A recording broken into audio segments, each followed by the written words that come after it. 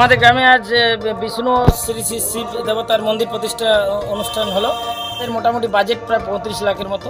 রাজ্য আমাদের গ্রামবাসীরা এবং আত্মীয় পরিজন যাদের মানে নিজস্ব স্বেচ্ছায় যার যা ইচ্ছা তার সাহায্যের হাত বাড়িয়ে দিয়েছেন এখানে আমাদের।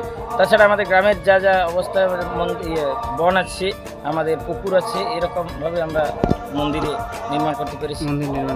পাশাপাশি আমাদের অনুষ্ঠান আছে, আজ রাত্রে আছে আপনার কীর্তন আছে, অর্চনা যাত্রার কীর্তন আছে, আগামীকাল যাত্রাপালা আছে। থেকে আমাদের প্রথমে প্রভাত ফেরি হয়েছিল, তারপর আমরা সকাল 7টা নাগাদ আমাদের সামনে নদীতে মঙ্গল ঘট সহকারে জল আনতে যাই। তারপর আমাদের পুজো পাঠ, মেন পুজো পাঠ শুরু হয়েছে। তারপর আমাদের রিসেপশনের ব্যবস্থা আছে, পার্কিং জোন আছে, আবার এখানে মধ্যাহ্ন ভোজনের ব্যবস্থা আছে।